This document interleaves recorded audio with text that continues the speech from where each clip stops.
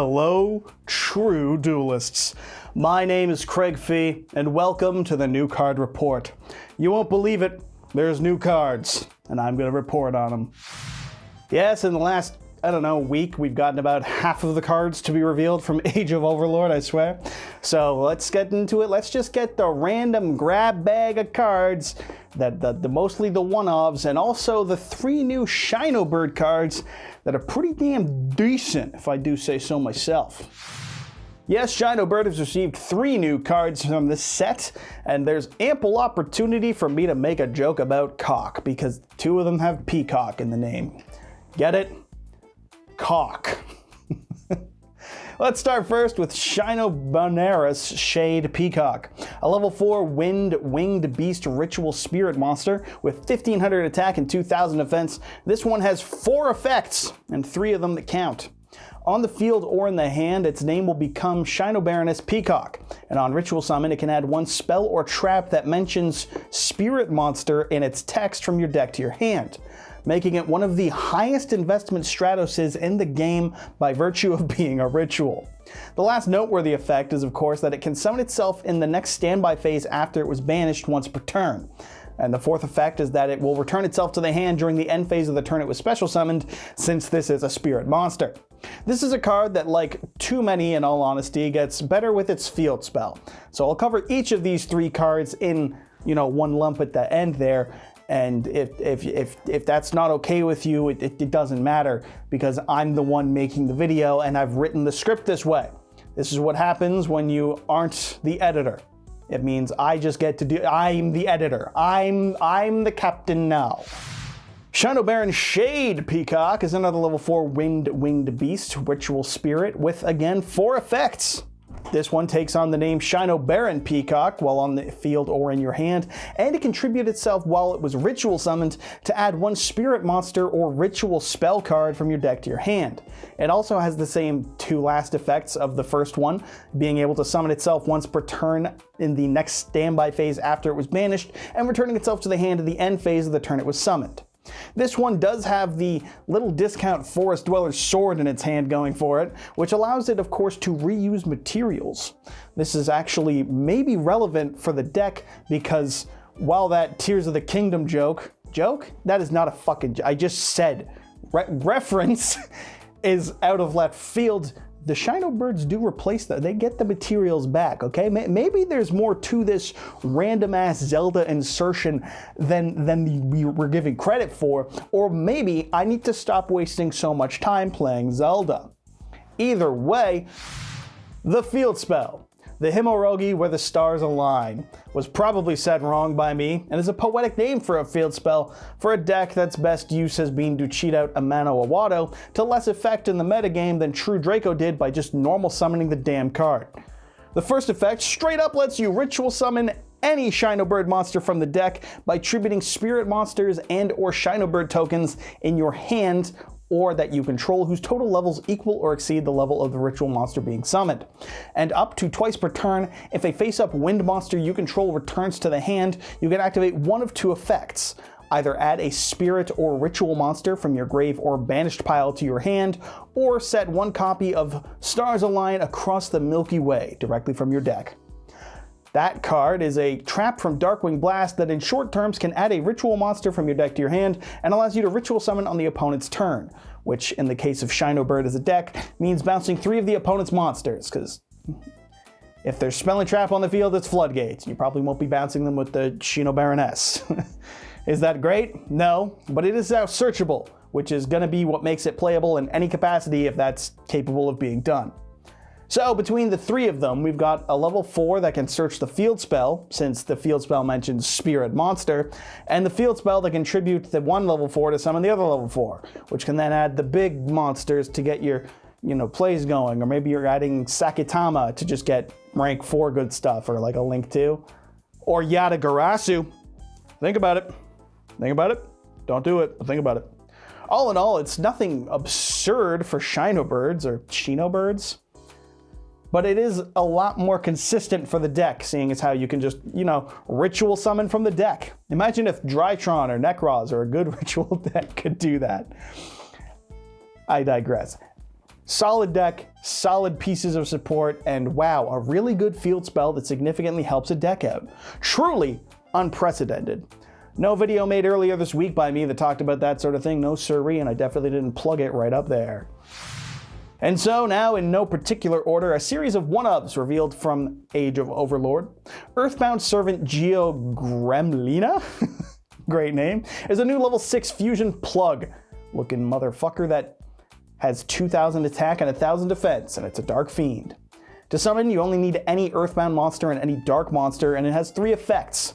On special summon, it can add an Earthbound monster from your deck to your hand except for a copy of Earthbound Spirit, and it can target a dark synchro monster you control and allow it to attack directly this turn. Wow!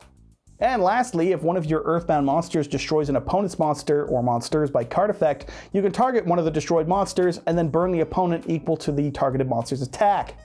I like it. It's nothing exceptional, but it adds some consistency, adds some punch with the burn, and some punch with the ability to punch directly. How many times can you say punch in a sentence? Punch me if I've gone too far. All in all, I like it. I like how the new Earthbound monsters visually just like, I can't not see them and just think plug. That thing is as much shape as it is dude. Beautiful. And keeping with fusion monsters, up next is Baphomet the Phantom Beast Dark Ruler, or Demon King, but probably Dark Ruler. A level 6 wind fiend with 2,400 attack and 600 defense. Its materials to summon are any 2 monsters of different types from the types of Beast, Fiend, and Illusion.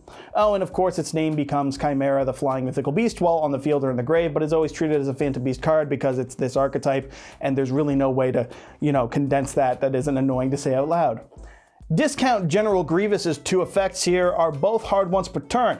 One to foolish a Fiend, Beast, or Illusion type monster from the deck to the graveyard on fusion summon, and its second effect on the opponent's turn can quick effect banish itself to target and summon one of your banished Fiend, Beast, or Illusion type monsters except for another copy of itself.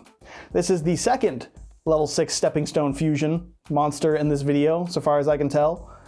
For fans of the whole 2 nickel jokes, that's there you go, you can make it work. If it happened twice and I got my nickels, that'd be crazy.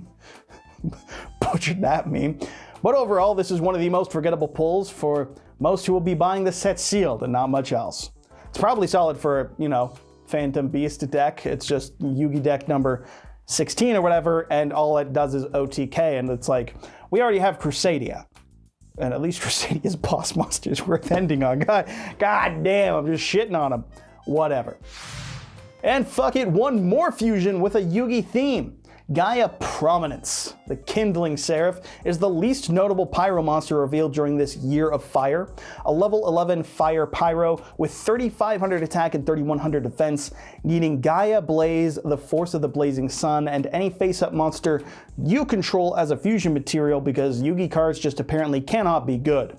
A quick effect negate and destroy of a monster effect that activates in the hand or graveyard by discarding a card.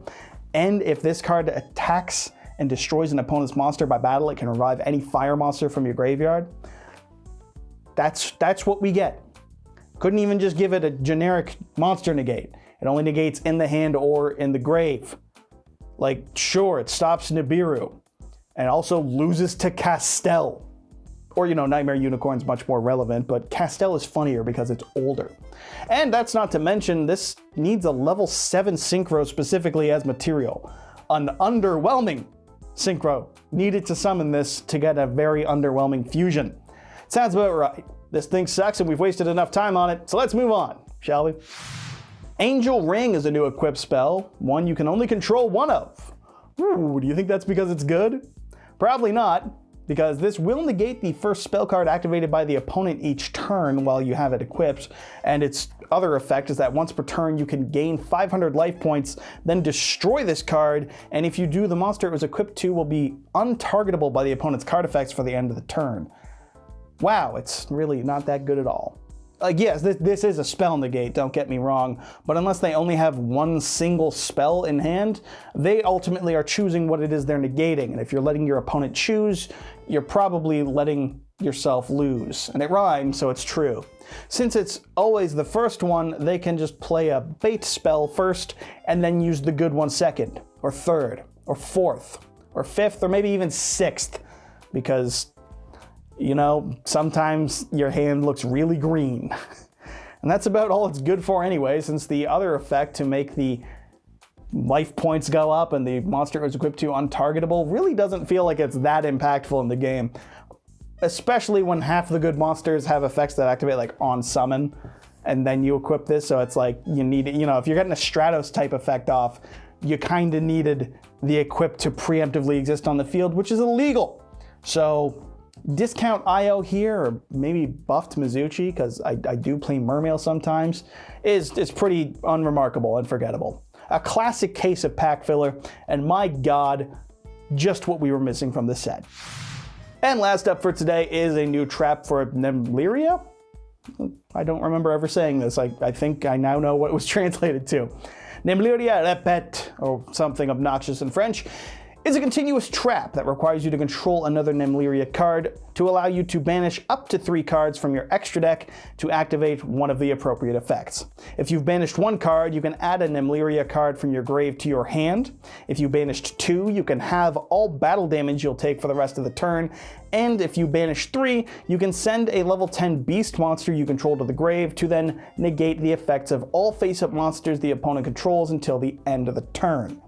Does this deck have any means to replenish its extra deck?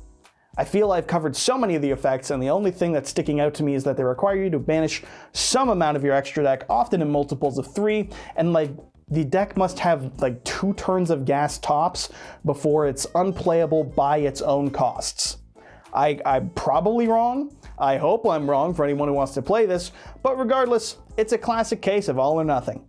You'll likely be using the Banish 1 effect if you play this to recover one of your beasts, and the 3 effect is clearly the best one by virtue of, you know, being a pseudo skill drain of sorts, but it's also the easiest one for the opponent to like laser in on, so if they have meaningful interaction, it's probably going to go to that 3 effect.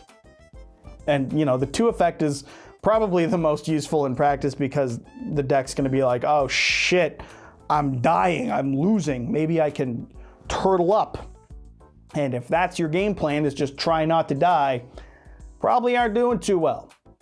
All these cards look neat, but are more notable to me for referencing shit like being an alarm clock with card effects, rather than what it is the card effects are actually doing in a duel. Alright? Ice cream cake monster looking cool as shit, don't get me wrong. I'm just saying it ain't doing much when my opponent's, you know, playing a competent deck. And so that's all I've got time for this video. Let's thank today's sponsor. Why don't we do that? The LIFD Magnetic Display. The best way to support my channel currently, and the true duelist approved way to show the world that you did buy a box of Cyberdark Impact in like 2012 and you pulled 1 each of the Dark Lucius monsters and you threw them in a binder like a decade ago because there just really wasn't a lot of good cards from that set. So now you can immortalize that lovely, sensible decision made 11 years ago by just putting them on display. Now it's worth it. Now it's worth it, finally. And it's all thanks to the LIFD Magnetic Display. So if you want to pick up one of these fine little bad boys for yourself, you can use my promo code YGOSTRATS15 for 50% off, or have it apply automatically at checkout by clicking the link in the description of this video. Thanks to LIFD for the support as always, and thank you for watching. And so that wraps it up for this video. The new card report. This new card report? Yeah. Just covering some of the new cards in this video. The regular update will be out on Friday as usual. Until then, all I ask is you subscribe to YGO Strats to impress your smoking Italian wife, to press your true duelist. I've butchered that. I am all over the place except for where I need to be. Subscribe and become a true duelist. Fuck it. That's good enough for me, Johnny. It's good enough for...